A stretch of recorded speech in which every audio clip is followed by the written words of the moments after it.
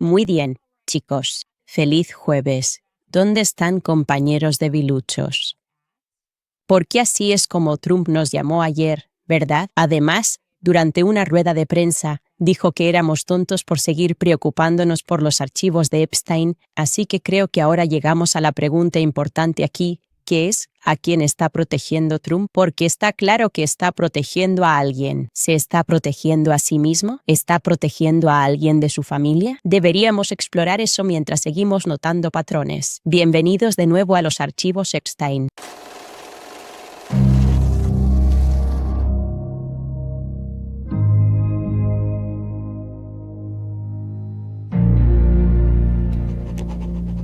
Así que los archivos de Epstein están provocando una reacción mundial porque, bueno, como visteis ayer, hay demasiados países implicados. Hablo solo del episodio de ayer, ya cubrimos Ucrania, Irán, Líbano, Estados Unidos, Francia, Rusia y apenas estamos empezando, amigos míos. De hecho, ni siquiera mencioné ayer que el país Liechtenstein, un diminuto punto en Europa, era el país a través del cual Robert Maxwell blanqueaba su dinero.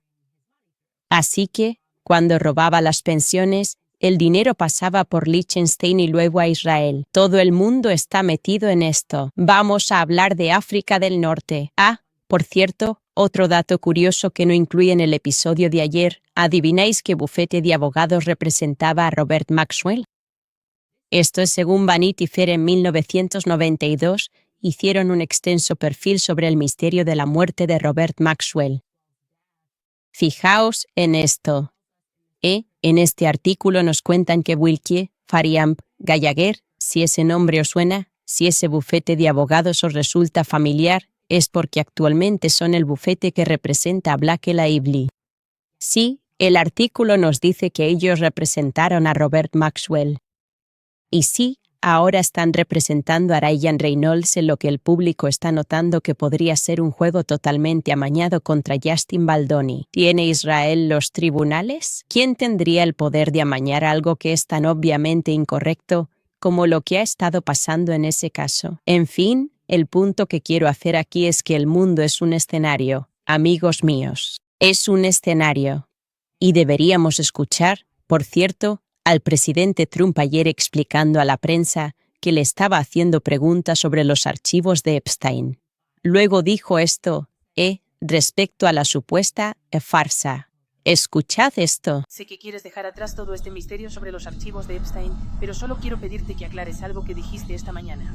Dijiste que todo esto era una farsa.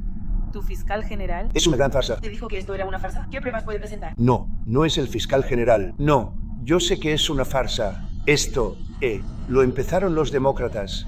Lo han manejado los demócratas durante 4 años. Temíais a Christopher Wray y a estos personajes y a Comey antes que él y, es un grupo nefasto. ¿Empezó? De hecho, mira el dossier STL. Eso resultó ser una farsa total. Los 51 agentes, los agentes de inteligencia, supuestos agentes de inteligencia, fue una farsa. Todo ha sido una gran farsa. Ha sido perpetrado por los demócratas y algunos republicanos tontos y necios caen en la trampa y así intentan hacer el trabajo de los demócratas. Mira, no me importa ser tonto.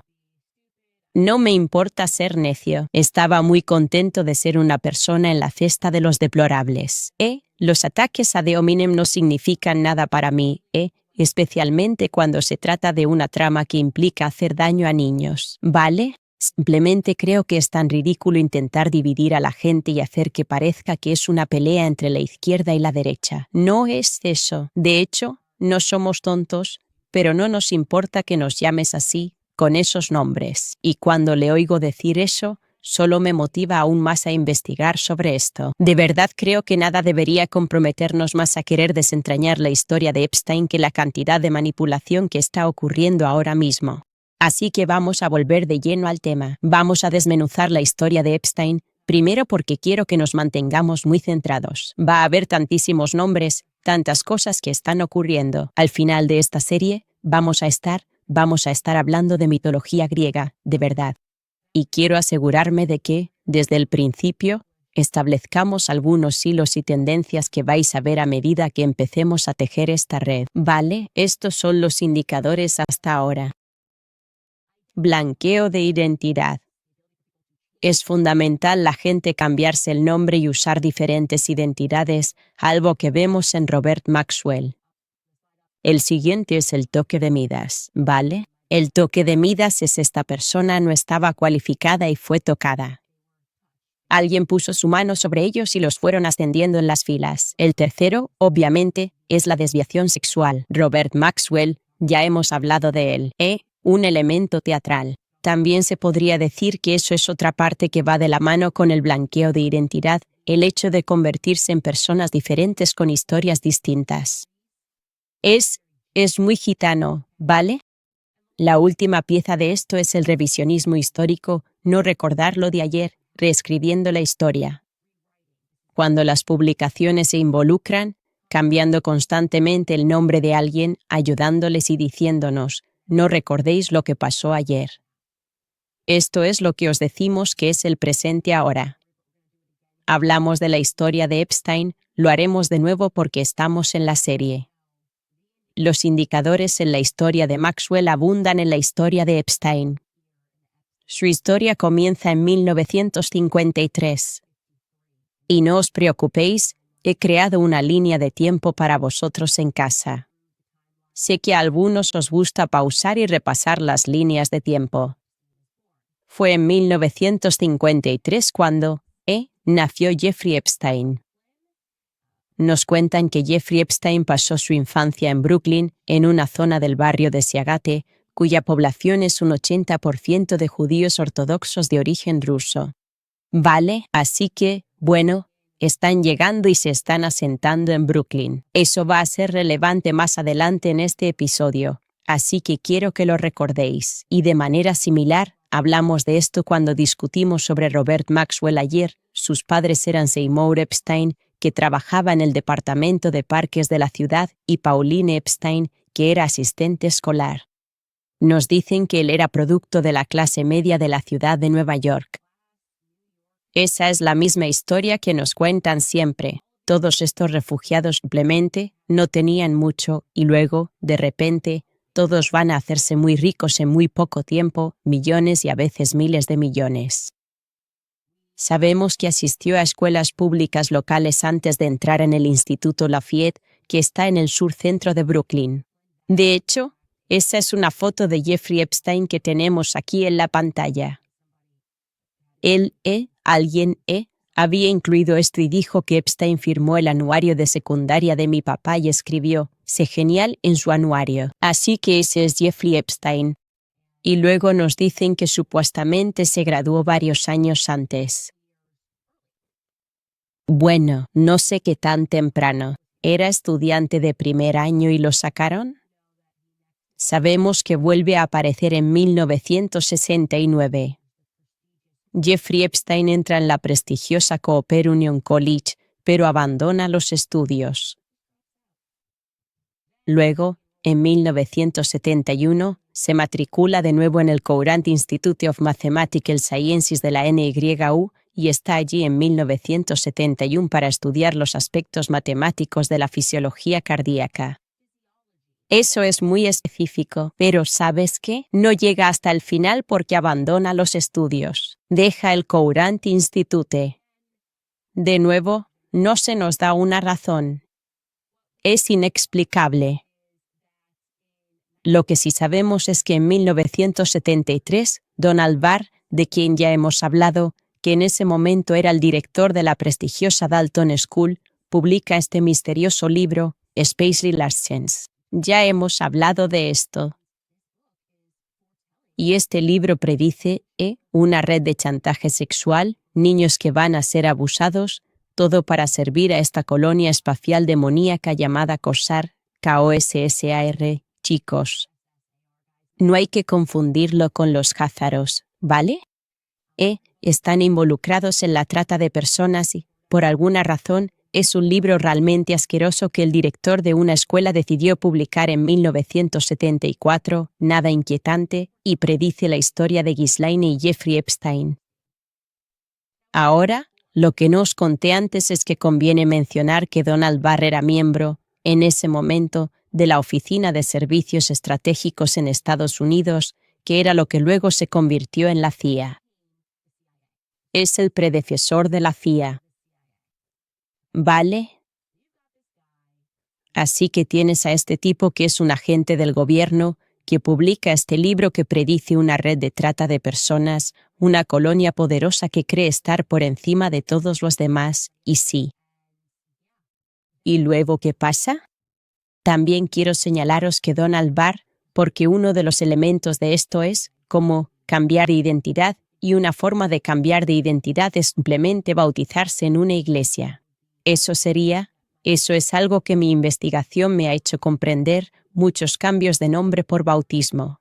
Donald Barr también fue criado, era judío, de padres judíos, y luego decide convertirse al catolicismo. Así que se convirtió al catolicismo, pero étnicamente es judío, y por lo tanto, su hijo, William Barr, también lo sería. Por supuesto, esto es relevante para la historia ahora que nos estamos preparando para aprender sobre el Mossad de Israel. Ahora volvamos a la línea temporal de Epstein, 1974. Es unos meses después de que abandonara el Instituto Couran. Inexplicablemente, Epstein es contratado entonces en la Dalton School, donde nuestro tipo del gobierno, que tiene fantasías raras en los libros que publica, dirige la escuela. ¿Y por qué contratan a Epstein? Pues lo contratan para enseñar matemáticas y física, a pesar de no tener un título en ninguna de las dos. Escuela prestigiosa, $50,000 al año. Para 1976, Epstein es despedido de su puesto de profesor en la Dalton School. Los padres se quejaban de la debilidad de su enseñanza. También se alegó, según los estudiantes que asistían, y NPR hizo un artículo, que a menudo se le veía en compañía de chicas jóvenes a las que daba clases fuera del colegio. Esto es un extracto. 8 exalumnos que asistieron a la prestigiosa escuela durante el breve periodo del señor Epstein allí dijeron que su comportamiento con chicas adolescentes dejó una impresión que perduró durante décadas. Una exalumna recordó que él apareció en una fiesta donde los estudiantes estaban bebiendo, mientras que la mayoría recordaba su atención persistente hacia las chicas en los pasillos y las aulas. Ella dijo: recuerdo haber pensado en ese momento que esto estaba mal. Esa es una cita de Scott Speiser, quien se graduó de Dalton en 1976. Bueno, da igual, porque, ya sabes, luego se fue en 1978.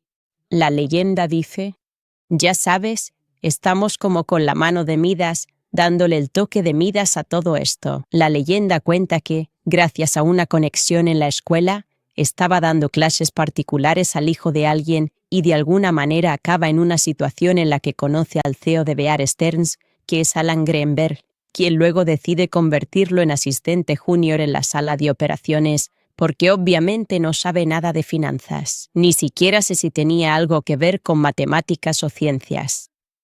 Pero en solo 4 años asciende en la empresa y se convierte en socio. Es socio limitado en Bear Stearns. ¿Cómo? Tranquilos, chicos. En 1981 deja Bear Stearns y ahora os cuento por qué. Algunos empleados, por cierto, dicen que le despidieron, pero Jeffrey Epstein siempre ha sostenido que dimitió por voluntad propia tras una infracción relativamente menor con la SEC, que resultó en una multa relativamente pequeña de $2,500. Esa es su versión y se mantiene en ella, o se mantenía en ella, o sigue manteniéndose en ella. ¿Quién sabe si está vivo? Pero curiosamente, su salida coincidió con la apertura, el mismo día en que Jeffrey Epstein se fue, la SEC estaba abriendo un procedimiento para investigar operaciones con información privilegiada, operaciones que, según alegaban, habían ocurrido en el contexto de una oferta de adquisición corporativa que estaba liderando Edgar Bronfman Sr., quien era el jefe de Seagrams. Ahora, si ese nombre te suena, Edgar Bronfman Sr., es porque ayer te dije que no olvidaras ese nombre. Te dije que recordaras el nombre de Dar Bronfman, señor, porque era el tipo que, en ese momento, estaba trabajando con Robert Maxwell, ya que también presidía el Congreso Judío Mundial y estaba colaborando con Robert Maxwell en la crisis de los refusenik. Básicamente, queremos que los judíos rusos vengan a establecerse en Israel. El gobierno ruso dice, no, no podéis hacer eso. ¿Por qué íbamos a conceder visados a todos para que viajen a Israel? Quiero dejarlo claro, en este mismo año, 1981, es cuando Eldar Bronfman se convierte en presidente del Congreso Judío Mundial y se centra en ese proyecto para presionar a Rusia para que conceda visados a los judíos rusos para que puedan marcharse a Israel. Y tienes que preguntarte, ahora que sabemos que está trabajando con Jeffrey Epstein y la sé que está investigando, espera, creo que aquí acaba de ocurrir un caso de uso de información privilegiada. Hay que preguntarse qué convenció a los rusos para permitir que eso sucediera. ¿Qué convenció a los judíos rusos para querer abandonar su tierra natal e irse a Oriente Medio? ¿Se ofreció algún incentivo? ¿Se ofreció algún incentivo económico? Solo estoy haciendo preguntas. ¿Fue Robert Maxwell el único pro-israelí de alto nivel que cometía delitos financieros para ayudar a Israel? Porque recuerda, está robando pensiones. ¿Qué está pasando aquí con estos bancos que están metiéndose en problemas? Cabe señalar ahora que, según un artículo de Vanity Fair de 2003, la SEC nunca inició oficialmente un proceso contra Bear Stearns por uso de información privilegiada, pero sus preguntas parecían indicar que era notablemente escéptica. La SEC escéptica a las respuestas de Epstein. Vanity Fair escribe que algunas fuentes por qué tenía un papel tan importante en Bear Stearns, ¿por qué se habría marchado una pequeña multa de $2.500? Claramente, allí estaba ocurriendo algo más. Ahora, la siguiente parte de la biografía de Epstein se vuelve un poco turbia, y quiero contarte, por cierto, en qué estaba interesado. Eso es un poco como, ¿cuál era su perfil público? ¿Sabes? Tenía todo ese dinero. Realmente no sabemos cómo lo tiene o cómo lo consigue, pero está en todas partes, y te contaré algunas cosas que le apasionaban. Era un tipo apasionado. Le apasionaban los temas relacionados con la conciencia humana, el funcionamiento del cerebro y especialmente el transhumanismo. Madre mía, esto realmente se está convirtiendo en un tema recurrente. Transhumanismo. Había hablado sobre cómo planeaba congelar su cuerpo para ser reanimado en el futuro cuando la ciencia lo permitirá, y se imaginaba la inseminación de decenas de mujeres con su esperma para, cito, fortalecer el patrimonio genético de la Tierra. Ahora, tengo que decir, voy a detenerme aquí un momento y decir que eso sonaba a ideas de Elon Musk. Eso es algo de lo que él habla mucho. Está interesado en la conciencia humana, está metido en esto. Y siempre he dicho que hay algo raro en el pasado de Elon Musk. Me da el toque de Midas. Simplemente no, cuando le veo hablar, no me lo creo. Pero dejando eso a un lado, estas eran las ideas de Epstein, no de Elon Musk. Simplemente habrían sido más o menos lo mismo. Y aún así, él quería hacer esto solo para fortalecer la herencia genética de la Tierra, ya sabes, para inseminar a decenas de mujeres con su esperma, y por eso apoyaba la elección germinal, que es un banco de esperma de premios Nobel. Jeffrey Epstein también donó decenas de millones de dólares a Harvard. Por supuesto, porque, como hemos aprendido, Harvard está llevando a cabo operación del Mossad. Me siento muy seguro al afirmar que para mí está clarísimo y que estamos viendo a toda esta gente que pasa por Harvard, que misteriosamente consigue entrar, gente que no es muy brillante, y de repente los colocan en puestos de poder. Así que creo que es razonable suponer eso. Diré que es mi opinión. Brita, ten cuidado porque Harvard está tomando medidas contra la libertad de expresión en este momento. Ahora, luego hizo Jeffrey Epstein unas donaciones curiosas, teniendo en cuenta que no tiene hijos. Donó $25,000 a un club de tenis infantil en Maryland. Donó $30.000 a una guardería en Nueva York. Donó $15.000 a un colegio privado de chicas que está a tiro de piedra de su mansión en Nueva York.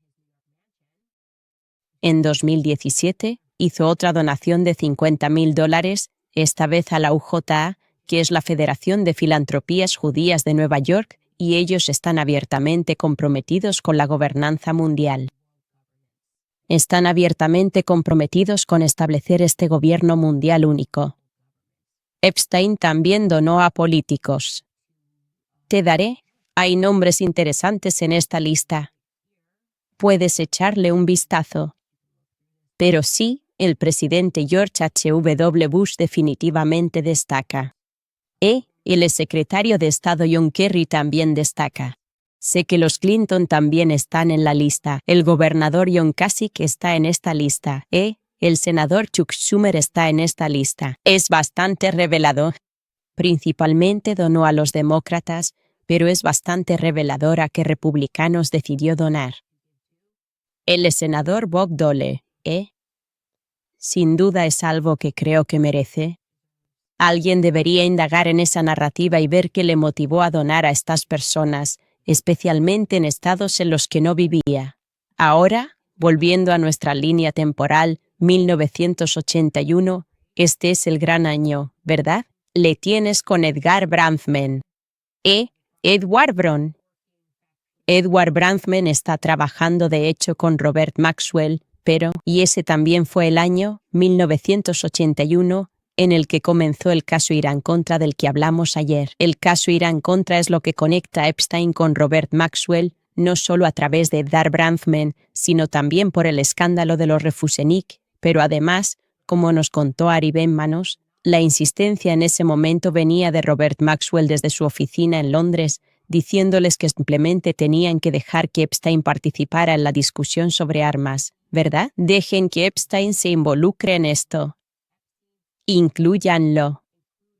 Sus jefes les han dicho que este tipo es bueno y ahora tienen que incluirlo en estos negocios de armas. Y Ari Benman nos dijo, aunque nos lo ordenaron, no lo involucramos. Montó un negocio de chantaje a políticos norteamericanos. Bueno.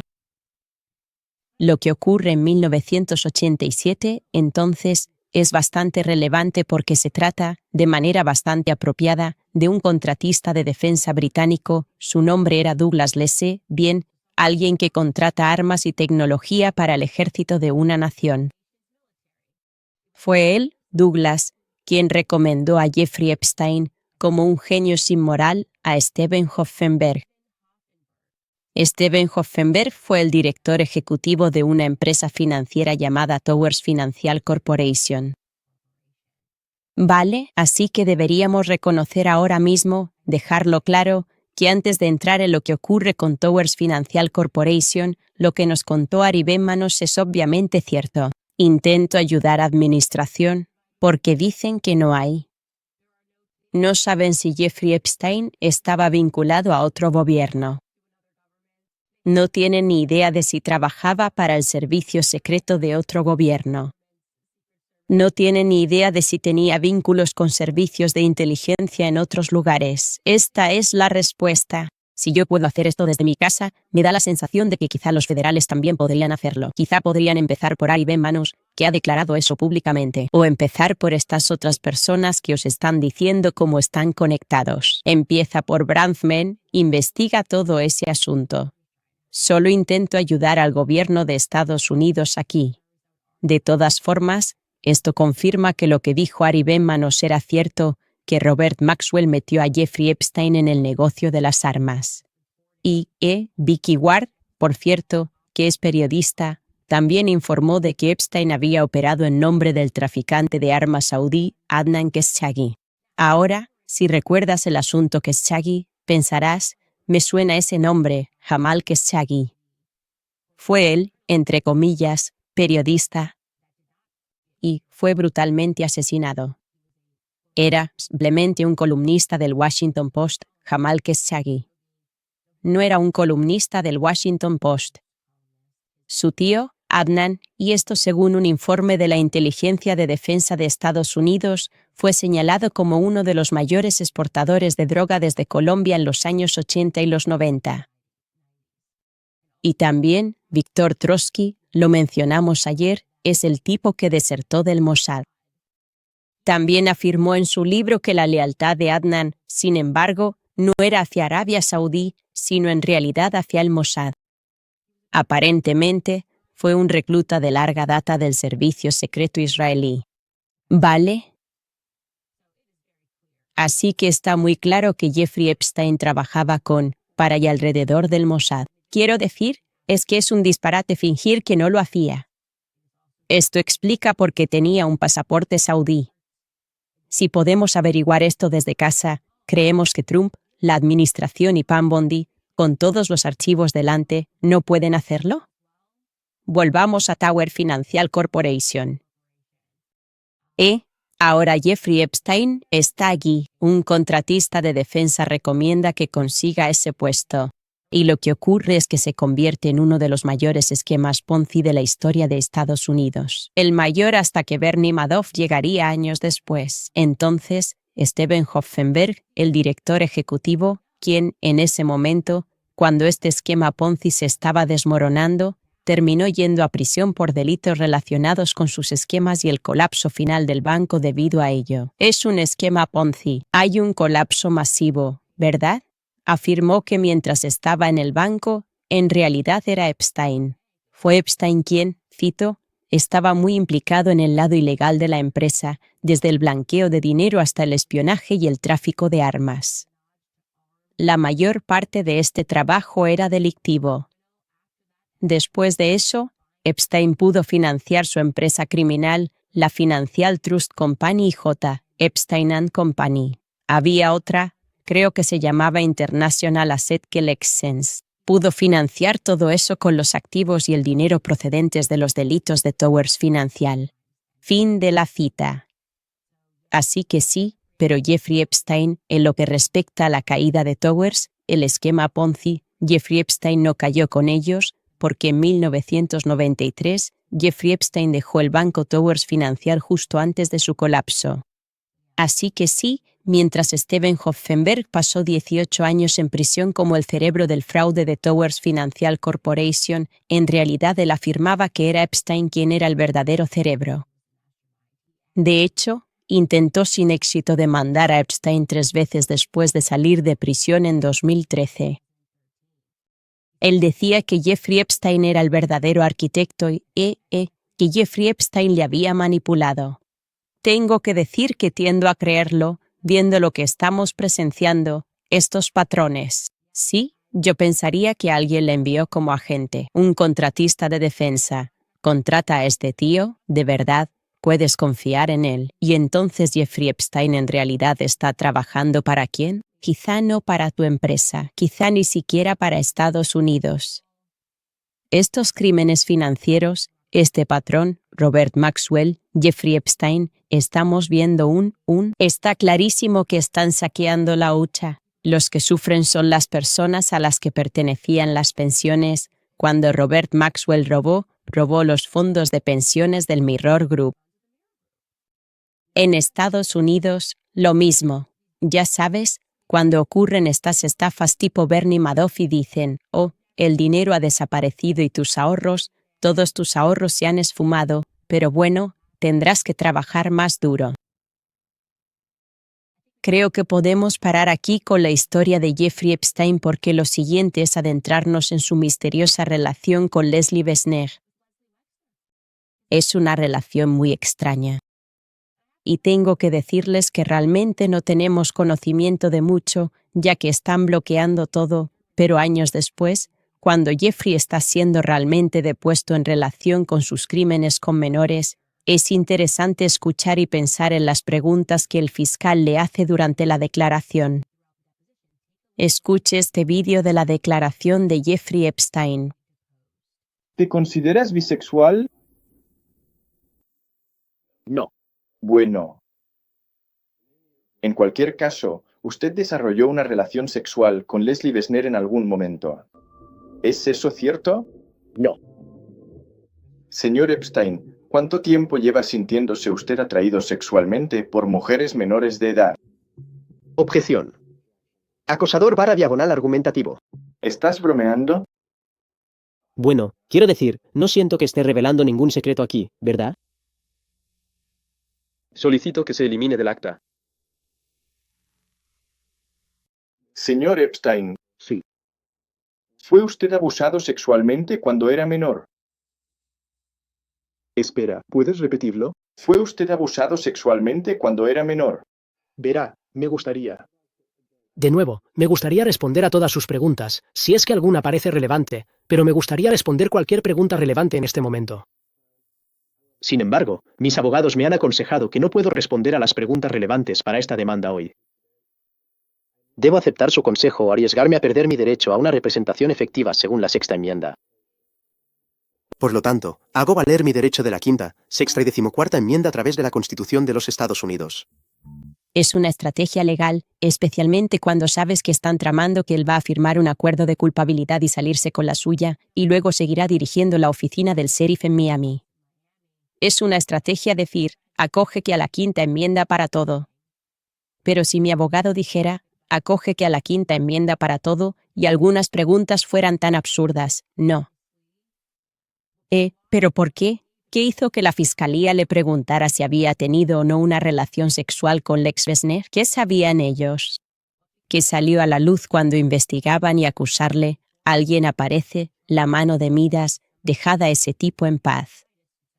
¿Es nuestro? ¿Qué les llevó esa pregunta? Esa es una pregunta muy concreta. ¿Tuviste una relación sexual con Lex Tavel-Juari? ¿Por qué, Wessner? Una pregunta muy concreta para preguntarle si fue abusado en su juventud. Todo esto es muy interesante, y hay mucho más que tenemos que analizar, pero quería dejar tiempo hoy para echar un vistazo a que podría estar motivando a Trump en este momento, porque creo que es muy relevante considerar esa cuestión. Primero, quiero dar paso a nuestros patrocinadores. Ya os he hablado antes de Preborn y os he dicho, una vez más, que soy provida, y eso significa que apoyo a las madres antes de que nazca su bebé y mucho después. Y esa es exactamente la razón por la que me he asociado con Preborn. Preborn no está aquí para juzgar a las mujeres, simplemente hace posible la maternidad para ellas. Ofrecen ecografías gratuitas, comparten el Evangelio y permanecen después del nacimiento con apoyo práctico, proporcionando a las madres pañales, ropa de bebé e incluso ayuda con vivienda y apoyo económico hasta 2 años después. Es compasión. Y así es como puedes formar parte de esto. Con solo $28, le darás a una madre una ecografía gratuita, una oportunidad para ver a su bebé. Y cuando lo hace, tiene el doble de probabilidades de elegir la vida. Preborn tiene la misión de salvar a 70,000 bebés este año. Así que no te limites a decir que eres provida. Vívelo. Dona ahora. Llama al 855-601-2229 o visita preborn.com/Candes. Otra vez, es preborn.com/Candes. También quiero hablaros de Beekeepers, porque como madre de 4 niños pequeños, la vida no para nunca. Hay que llevar a los niños al colegio, trabajar, viajar, organizar quedadas para jugar y, seamos sinceros, hay gérmenes por todas partes. Por eso estoy tan agradecida a Beekeepers Naturals y a su increíble spray de propóleo para la garganta. Si no has oído hablar del propóleo, es una sustancia natural que refuerza el sistema inmunitario y que las abejas producen para proteger sus colmenas. Es como un escudo de la naturaleza, lleno de antioxidantes y más de 300 compuestos beneficiosos. Se ha utilizado durante siglos para ayudar a reforzar la inmunidad, calmar la garganta irritada y mantenerte en plena forma. Yo uso el spray de propóleo para la garganta sobre todo cuando viajo o en época escolar. Es limpio, natural y está libre de todas esas porquerías cuyos nombres ni puedes pronunciar. No tiene colorantes, ni químicos, ni azúcares artificiales. Beekeepers Naturals lanzó una versión de su spray nasal apta para niños. La bruma es suave y delicada, así que los niños la usan. Padre ocupado o quieres reforzar tu sistema inmunitario, forma natural que diferencia. Hoy, Beekeepers Naturals promoción exclusiva.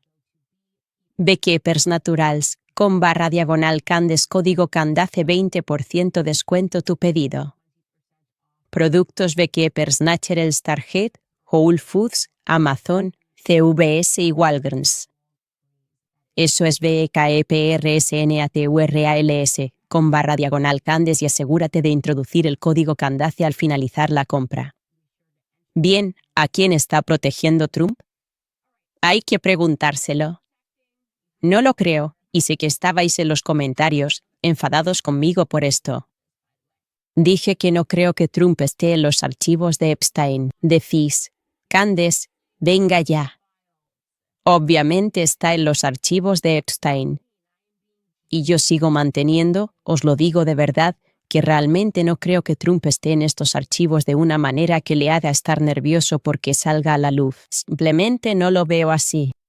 Sin embargo, sí creo que podría estar motivado para proteger a otra persona que sí esté, o para proteger a alguien que podría verse implicado por este escándalo de chantaje. Definitivamente creo que él movería cielo y tierra para proteger a sus hijos, y casi diría que especialmente a Ivanka. No creo que Ivanka Trump esté en los archivos. No creo que la hayan pillado en cámara haciendo nada. Pero hay algo en esta historia de Jared Kushner e Ivanka que ahora me está empezando a incomodar. Y lo que te puedo decir es que durante el primer mandato, y yo estuve muy cerca de ellos, y diré esto, Jared e Ivanka son personas encantadoras, son muy amables, y no los estoy defendiendo para fingir que han hecho algo malo de lo que yo tenga conocimiento, pero creo que a mucha gente del movimiento MAGA le incomodaba que Jared estuviera tan involucrado, ¿verdad? Él era la persona que tenía la confianza de Trump, ¿no? Está el rey y quien le susurra al oído. El consejero tiene mucho poder. Hay libros sobre quién realmente tenía el poder. Se llama Amigos del Presidente o Todos los Amigos del Presidente, no recuerdo el nombre. Jared era esa persona. Jared era el acceso a todo en la Casa Blanca durante el primer mandato. Y su actitud es tal que, cuando lo hacía muy bien porque a todo el mundo le cae bien Jared, es decir, que no molesta a nadie en el proceso. Y lo que creo que me molestaba era que Jared tenía tanto poder y conseguía muchas cosas que quería a través del presidente Trump, pero luego, cuando Jared dejó su puesto en la Casa Blanca, de repente nos enteramos de que Arabia Saudí inyecta $2.000 millones en su fondo, ¿vale? Este es un titular del Wall Street Journal. El nuevo fondo de Jared Kushner planea invertir dinero saudí en Israel. ¿Vale? Y la letra pequeña ahí dice, el texto en pequeño, el Fondo Soberano de Arabia Saudí comprometió $2.000 millones con Affinity Partners de Kushner, así se llama su fondo, aceptando permitir la inversión en empresas israelíes por primera vez. Así que eso ocurre en cuanto él sale de la Casa Blanca, y entonces piensas, vale, tu padre se presenta de nuevo y de Ivanka no hay ni rastro. Cuando digo que no hay ni rastro de ella, me refiero a que incluso en la previa, vale, está bien, dices que quieres dejar la política y quieres. Esa era la versión oficial, que solo querías pasar tiempo con tu familia. Pero estaba tan ajena a la carrera de 2024 que ni siquiera dedicó una publicación, ni siquiera la noche de las elecciones, para animar a votar. No estoy bromeando. La noche antes de las elecciones, no sé si os acordáis, Ivanka publicó en X, bueno, todo el mundo está preocupado por si vamos a seguir teniendo país o no. Ya sabes, ese pánico que sientes cuando eres ciudadano y de verdad importa quién va a liderar este país, como que realmente importa. Así que, tanto si esperabas que ganara Kamala, que desde luego no era mi caso, como si esperabas que ganara Trump, la idea de que pudiera ganar el otro generaba ansiedad en la gente. Yo tenía ansiedad por el futuro de mis hijos. Pensaba, sí. Puede que en 4 años ni siquiera tengamos país. Pero Ivanka no. Ni siquiera dijo algo como, oye, yo me mantengo al margen, pero votad a quien queráis votar. Se hizo un homenaje de cumpleaños a sí misma. Sí, lo hizo, la noche anterior. Tuvo un cumpleaños, esto fue la publicación la noche antes de las elecciones, y escribió, esta semana pasada cumplí 43 años. Así que ni siquiera era la víspera de su cumpleaños, era como la semana anterior cuando cumplió 43. Y luego escribió, reflexionando sobre las lecciones de la vida, aquí van algunas verdades que he aprendido en el camino. 1. La familia y los amigos lo son todo. 2. Perdona a la gente. Te libera. 3. Todo el mundo es un maestro. 4. Evita la sonará, que es el cotilleo. 5. Confía en ti mismo. O sea, él, 6. Cuida tu cuerpo. 7. Toma el sol. Y yo pienso, vaya, qué bonito, y entonces, como que eso es lo que te preocupa, todos estamos de los nervios, todos nos estamos mordiendo las uñas aquí y ella, ya sabes, como si está en sanga de los años 2000. Ya sabes, como que está sacando esas frases que ponías en tu perfil de IM cuando estabas ausente. ¿Sabes? Acabas de descubrir quotes.com y tienes que crear un mensaje de ausencia ya, un mensaje de ausencia IM o crear un perfil porque acabas de romper con tu novio cuando tenías 13 años. Fue solo, simplemente no dio en el blanco, ¿lo sabes? Y entonces me di cuenta. Esto significa que ella no se ve afectada. Significa que han entrado en esa parte de la sociedad donde las elecciones no importan porque tu familia es buena. Tu familia está bien. Tuve ese pensamiento. Jared acaba de conseguir 2.000 millones, ahora vosotros os habéis ido, ni siquiera os importa si vuestro padre gana estas elecciones. Ni siquiera decís que hay que ir a votar. No hay nada, no se hizo ningún trabajo. Y entonces, respecto al dinero, uno pensaría que después de estar en el cargo y hablar con tu suegro, quizá ese dinero vendría a Estados Unidos de una manera importante. Bueno, Forbes hizo un análisis profundo sobre a dónde iba ese dinero. Este era el titular: ¿por qué Jared Kushner se convertirá en multimillonario gane quien gane? Esa fue la sensación que me transmitió su publicación. Y en ese artículo nos dice, cito, Efinity tuvo un comienzo lento, invirtiendo nada de capital en su primer año mientras Kushner aprendía el oficio y navegaba un mercado turbulento por la pandemia. Pero desde entonces ha acelerado el ritmo y ahora ha invertido alrededor de 1.600 millones en al menos 8 empresas en Brasil, Alemania, Israel, Estados Unidos, Reino Unido y Emiratos Árabes Unidos, en sectores que van desde las finanzas hasta la energía. Sus inversiones más destacadas hasta el momento son las que realizó en Israel. En septiembre de 2023, Efinity anunció un acuerdo de $110 millones por una participación del 15% en el negocio automotriz y crediticio del conglomerado Shlomo Group. Fue la primera inversión conocida realizada por fondos de riqueza saudíes y cataríes en Israel. Solo me voy a reír a carcajadas, porque estoy financiado por Qatar, ¿de acuerdo? Derriba a Owens de Gideon. Es como, Israel hace tratos con Qatar todo el tiempo. Ese es el punto. Dicen que es significativo porque ningún estado del Golfo tiene relaciones diplomáticas con Jerusalén y Kushner obtuvo exenciones de ambos gobiernos para que ocurriera. Así que él actúa como intermediario entre Qatar e Israel y cierra este trato, ¿no? Mientras tanto, nos acusan de estar financiados por Qatar. ¿A los sionistas esto les parece bien? El acuerdo de Shlomo, nos dice, se cerró en enero y 6 meses después, Efinity compró unos $130 millones en acciones de la empresa israelí de servicios financieros que cotiza en bolsa, Phoenix Financial. ¿Y qué? Esto es lo que Jared tenía que decir al respecto. Dijo, cito, esto me ha acercado más a mis inversores. Que esté invirtiendo dinero del Golfo en Israel después del 7 de octubre es muy importante. Tenemos que unir a todos, dijo. Vale, me gustaría que ese dinero se invirtiera en Estados Unidos, otra vez, porque usaste el cargo para facilitar acuerdos que te beneficiarían a ti y a tu familia. Por supuesto que hiciste eso, pero lo que también llama la atención es el después de Jared. ¿Por qué entonces te preguntas, vale, cuál es su visión después del 7 de octubre? Lo sabemos porque, en realidad, solo unos meses después del 7 de octubre, Jared estaba en el escenario de Harvard. Harvard, por supuesto. Y esto es lo que dijo sobre el 7 de octubre. De nuevo, solo un par de meses después, nadie sabía lo que iba a pasar. Nos dijeron que solo iban a una respuesta militar rápida en Gaza. Ahora nos damos cuenta de que es una limpieza étnica. Están intencionadamente demoliendo, lo que vemos es una demolición controlada.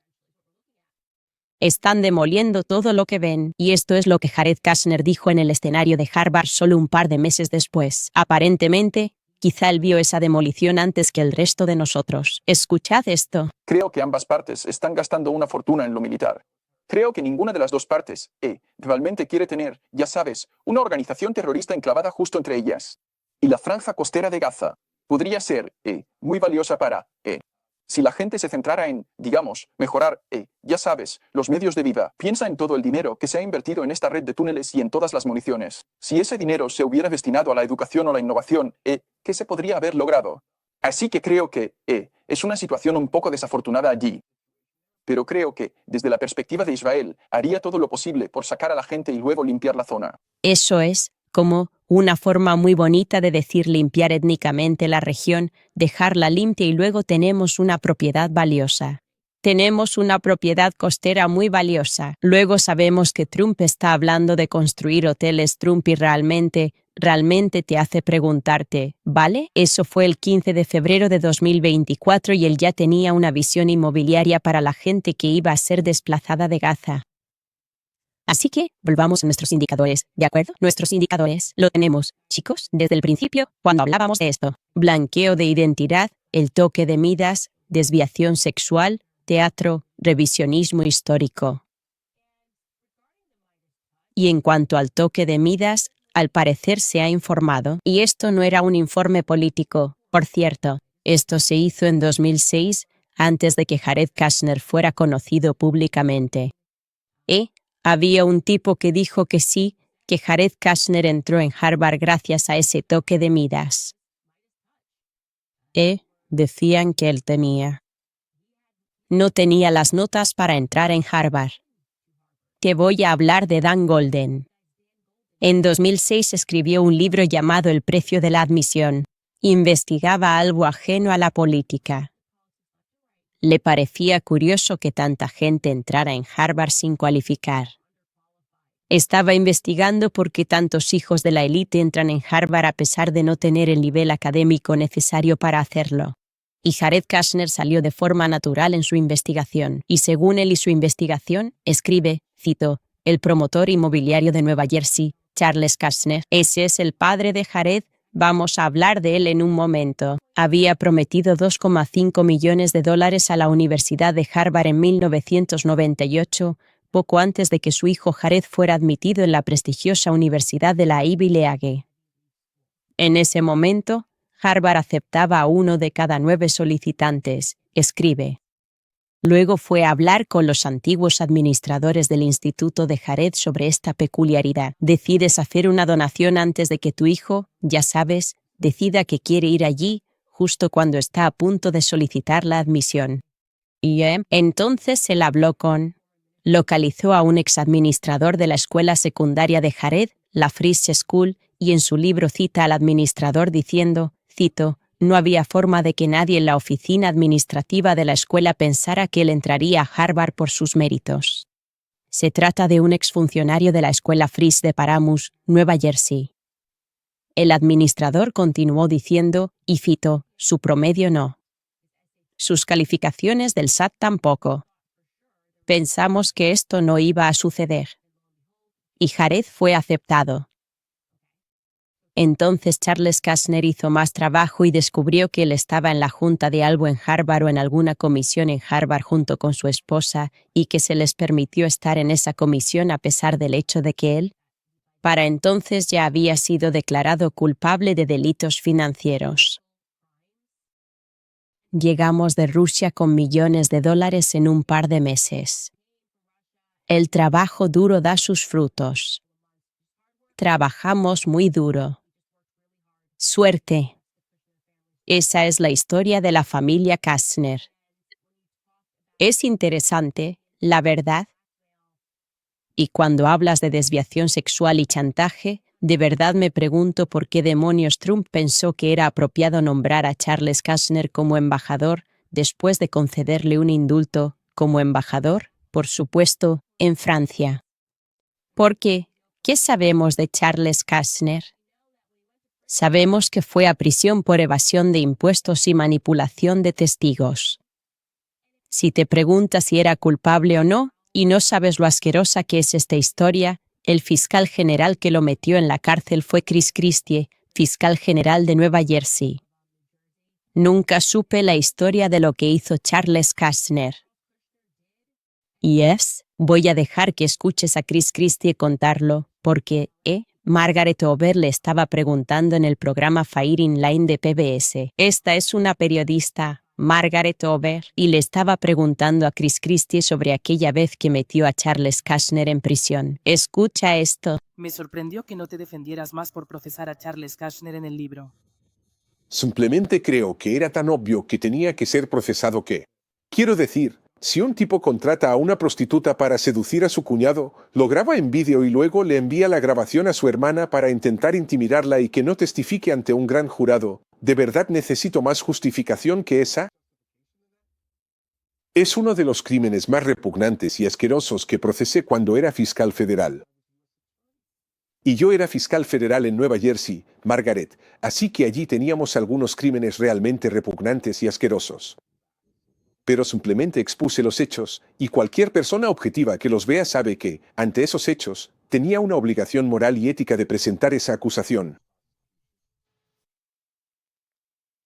Mira, sé que mucha gente tiene problemas en su familia. O sea, todos tenemos líos familiares, todo el mundo tiene problemas en casa. Esto, no es precisamente un problema familiar normal. ¿Te imaginas esto? Tu hermano está metido en líos por evasión de impuestos. Tienes información que el gobierno quiere, así que quieren que seas testigo.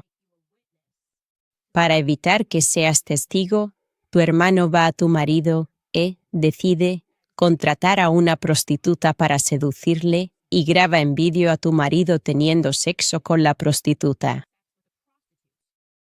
Y luego, una vez que tiene esa grabación, va a ti y te amenaza con ella. Me he quedado sin palabras. Más aún me deja sin palabras que Trump le concediera un indulto. Y no solo le concedió un indulto, que eso ya es una cosa, ¿vale? Si quieres hacer favores, para eso son los indultos al final de una presidencia. De todas formas, todo el mundo lo hace, de un lado y de otro, así que todos son culpables de hacer esto, no es que un bando sea mejor que el otro. Al final, todos miran por los suyos. Pero luego darle la embajada de Francia. Quizá estaba demasiado cualificado para eso. Desviación sexual, demasiado cualificado para ese puesto, pero te hace preguntarte por qué lo quería, por qué alguien que ronda los 70 querría, y no sé si habla francés. ¿Por qué querría ser el embajador de francés, de Francia? ¿Cuáles son las ventajas de ser embajador? Bueno, te conviertes en un intermediario, creo que eso es una de las ventajas. Pero estas preguntas deberían hacerse ahora, porque parece que nos han tomado el pelo por completo y nos lo están haciendo con algo tan siniestro como crímenes contra niños. Nos están llamando tontos, ¿no? Nos llaman débiles por decir perdona, aquí no solo hay humo, hay fuego y no me gusta la implicación de Jared en Oriente Medio. Creo que es un conflicto de intereses para Trump. Lo que hacen Ivanka y Jared es un conflicto de intereses. ¿A quién le deben más lealtad? ¿A quién le debe más lealtad Trump? Trump ¿son Ivanka y Jared más leales a Israel? ¿Significa eso que Trump es más leal a su hija, Ivanka, que a Estados Unidos? ¿Son estas preguntas justas? Creo que sí, ¿vale? Porque nos manipuláis y seguiremos haciendo estas preguntas. Me gustaría saber qué pensáis vosotros sobre esto. No dejaré piedra sin remover al dañar a los niños. Esta fue la línea roja, y es absurdo que Trump piense que puede redirigir la energía de MAGA a otro sitio, o no miréis allí. Antes de pasar a algunos de vuestros comentarios, os voy a recordar lo de American Financing, porque los costes siguen subiendo en todo, gasolina, comida y reparaciones en casa. Si eres propietario de una vivienda, probablemente en algún momento te has preguntado, ¿debería llamar a American Financing para refinanciar y pagar esta deuda de tarjeta de crédito? Y luego quizá te lo has pensado 2 veces por ese bajo tipo hipotecario que estás disfrutando ahora mismo. Pero escucha, ese tipo bajo no te está ahorrando nada si te estás ahogando en intereses de tarjeta de crédito del 25% más. Esa es la cuenta que nadie quiere hacer, pero te está costando miles de euros. Esta es la realidad. Si solo pagas el mínimo, deuda te perseguirá años. Gente llama a American Financing, ahorran clientes $800 usando su patrimonio para liberarse de deuda tarjetas de crédito. Debes saber que es posible. Sin comisiones ni presión. No te cuesta nada averiguar cuánto podrías ahorrar cada mes, y si empiezas a ahorrar, Puede que incluso pueda retrasar 2 pagos de la hipoteca. Así que no esperes más. Llama a American Financing al 800-795-1210 o visita americanfinancing.net/Owens. Es americanfinancing.net/Owens. Neime Skincare, como sabéis, me encanta. Lanzaron una nueva línea de sebo. Por fin vuelve a estar disponible. Así que, si no sabes el sebo, es parecido a la estructura de nuestra piel. Eso significa que las vitaminas esenciales A, D e K son todas biodisponibles y se absorben fácilmente. Ayuda a reparar la barrera cutánea, retiene la hidratación y aporta potentes beneficios antiinflamatorios. Neime va un paso más allá al infusionar ese sebo con sus aceites esenciales naturales, lo que lo hace aún más lujoso y eficaz. Sus 2 nuevos productos son Sunshine Tallow Cream, crema facial ligera que se absorbe rápido, ideal bajo maquillaje, y Butsin Tallow Balm, bálsamo rico que sella hidratación y repara la piel. Neime Skincare es empresa estadounidense, conservadora, basada en fe, familia y libertad. Es cuidado de la piel para quienes queremos que nuestro dinero refleje nuestros valores. Me encanta Neime y estoy orgullosa de apoyar su misión de crear productos para el cuidado de la piel más limpios y mejores para ti.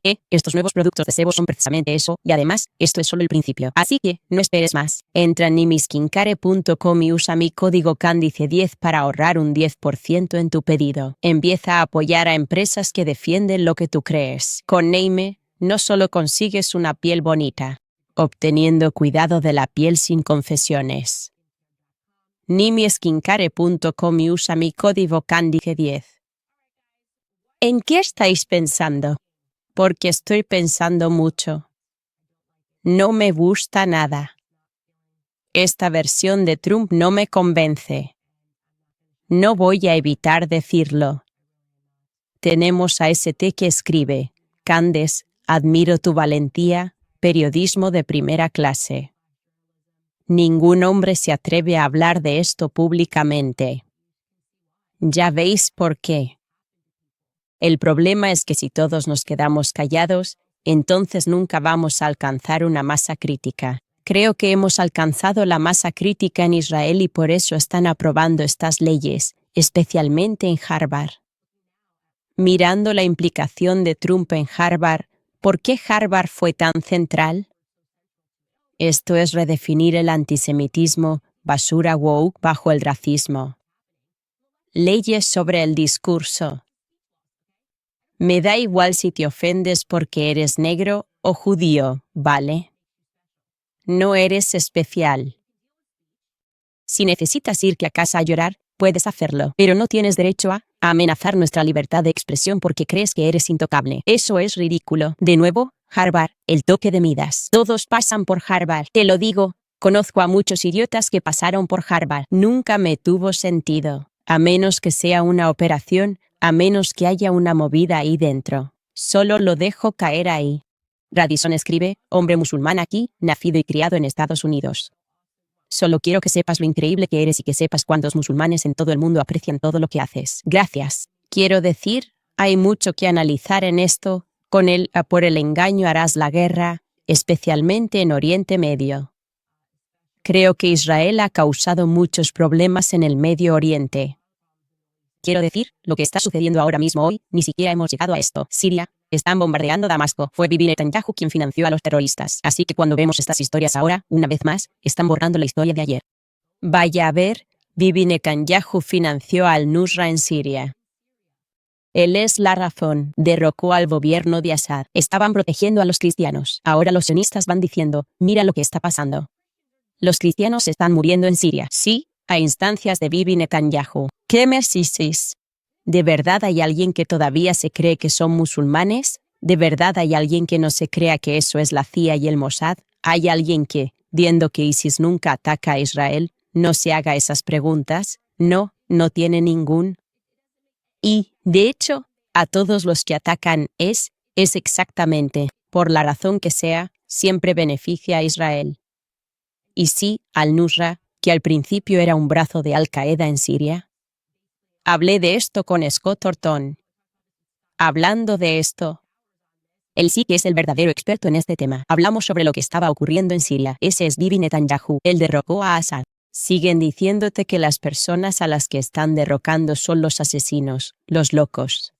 Sabíamos lo que iba a pasar. En cuanto derrocaron a Assad, Israel movió sus fronteras y ahora lo están haciendo todo mucho más rápido, por todas partes, ya sea en Líbano, Siria, se están volviendo locos y está muy claro que todo esto forma parte de un plan. Vale, esto no ocurrió por el 7 de octubre. Esto era un plan y Bibi Netanyahu lo está ejecutando. Esa es mi opinión y la voy a decir mientras todavía sea seguro hacerlo en este país. Cea escribe, ¿cuánto crees que vale la información que Trump tiene en sus manos? 0 si se publica. Millones o miles de millones si se mantiene en secreto. Sus amigos multimillonarios estarán encantados de pagar para que se quede callado. Sí, no, yo no creo. Creo que implica a Israel. Es así de simple. Y para la futura generación de riqueza, los multimillonarios que, si pasan el relevo, Ivanka y su familia, si están invertidos, como creo que lo están, claramente lo están en Israel, entonces no quieres que Israel pase de moda, que deje de estar de moda en Estados Unidos. Es así de simple. Creo que esa es la respuesta más obvia. Al final del día, él es un hombre de negocios. No, eso es lo que Trump siempre ha sido, un hombre de negocios. Le gustan los tratos. De nuevo, estoy suponiendo aquí, pero son preguntas legítimas considerando el hecho de que ahora ha llegado a llamar estúpida a su base. Así que voy a hacer esas preguntas. Newsafar escribe, Candes, el blanqueo de identidad permite a las élites reescribir la verdad igual que enterraron la lista de clientes de Epstein. El mismo manual. Borrar el pasado, controlar la narrativa. ¿Cuándo vamos a exigir pruebas a los intocables? Lo estamos haciendo ahora. Lo estamos exigiendo ahora. Ahora estamos teniendo estas conversaciones abiertamente. A esto es a lo que estoy dedicando mi tiempo, porque es mucho más profundo de lo que os imagináis. Y a medida que avancemos en esta serie, os vais a dar cuenta de que nada de lo que nos han contado. Y estamos, literalmente, viviendo en una matriz. Vivimos en una matriz y las mismas personas han tenido el poder, robado, saqueado, te han hecho creer que su éxito es natural, todo lo que tocan se convierte en oro, nos han robado. Quiero decir, pensadlo de verdad, en serio. Voy a dejaros aquí con un punto filosófico, pero quiero que penséis profundamente lo que significa que personas que no están cualificadas simplemente tengan el toque de Midas en la vida y estén consiguiendo, ya sabéis, credenciales falsas en las universidades. Así que mientras el resto de nosotros intentamos, ya sabes, quizá consigamos un préstamo estudiantil y entonces nos endeudamos, estas personas están entrando en estas universidades y no están cualificadas, y luego consiguen trabajo en empresas y tampoco están cualificadas, porque ¿qué son estas personas al final del día? Son actores, ¿vale? Esto es teatro. Así que competimos y no hay manera de que podamos entrar en la clase elitista porque todos están actuando. ¿Eso nos convertiría en qué? Piénsalo filosóficamente. Nos convierte en esclavos, ¿vale? Es una nueva forma de esclavitud. Es una plantación moderna. Los mismos dueños de las plantaciones nos tienen lanzándonos a la deuda de tarjetas de crédito. Luego vienen estas crisis financieras. Nos están atontando, metiéndonos en las escuelas públicas mientras ellos tienen sus propios programas especiales en colegios a los que pueden asistir, haciéndonos tontos, discutiendo sobre temas absurdos y ellos no pierden ni un ápice de poder, no pierden ni un minuto de sueño, ni siquiera les importa quién va a ganar la presidencia. Ellos están en plan, lo que sea. Eso es lo que es una matriz. Todo es falso, literalmente todo es falso, y eso es lo que amenaza la historia de Epstein. Tiras del hilo ahí y eso implica a tantos países, y te das cuenta de que ninguno de estos personajes es real. Estos personajes simplemente los colocan en ciertos lugares para servir a Israel. Eso convierte a Israel en el amo del universo, y eso es preocupante porque este es un estado que tiene un hexagrama en su bandera, ¿vale? Incluso están mintiendo sobre la historia de la estrella de David. Es un hexagrama. Es una secta. No puedes simplemente ignorar eso. Ni siquiera es algo de hace mucho tiempo, porque hay montones de libros que te muestran que eso es un hexagrama. ¿Qué haces? ¿A qué estás jugando? Es ocultista. Empiezas a investigar sobre Aleister Crowley, que tenía la estrella de David en sus libros, ¿verdad? Él era un ocultista comprometido. Estableció una Ori, una religión que creía en la magia sexual, hablando como desviación sexual y cosas de esa naturaleza. Aleister Crowley, ¿en qué cosas creían? Sí, simplemente, ahora ya están tratando de borrarlo, y piensas, no, eso no es. Eso es religioso. No, es un hexagrama, ¿de acuerdo? No somos tontos. Vamos a hablar de todo eso. Podría despotricar sobre las mentiras que esa nación ha dicho. Quiero decir, ni siquiera eso. La estrella de David solía ser la bandera de Marruecos, ¿de acuerdo? Porque, eso es raro. No es un estado judío. Porque, ¿qué estaba pasando en Marruecos? ¿Qué estaba pasando en Argelia? ¿En Túnez? ¿En Marruecos? André Gide. Llegaremos a todo eso. Que Aleister Crowley que hacían allí iniciaciones. ¿Por qué lo harían, poniendo su hexagrama en esos países? Déjame parar porque estoy profundizando demasiado. Y para quienes no lo saben, alguien acaba de dar dinero y dijo, todos los caminos conducen a lo oculto. Sí, es una nación oculta. No hay ninguna duda sobre eso. Todo en lo que están involucrados es ocultismo, y por eso tenemos que intentar despertar al mundo sobre esto muy rápido, porque tienen mucho poder y la única manera en la que vamos a poder luchar contra esto es estando dispuestos a decir la verdad.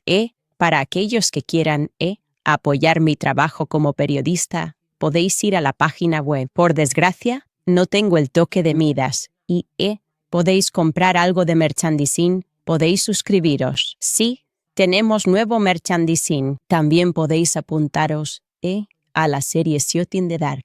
Podéis uniros a nuestro club de lectura. El próximo martes es nuestra siguiente reunión, donde terminaremos Hollywood Babylon, y también aprendimos que Aleister Crowley, el ocultismo, ellos también establecieron Hollywood. Y sí, creemos que lo que vemos en sus películas es historia. Eso forma parte de reescribir la historia, de controlar Hollywood. No hacen que la gente crea que estos actores y actrices, que son tan talentosos, en realidad vienen de sus escuelas especiales. Estas personas están entrenadas.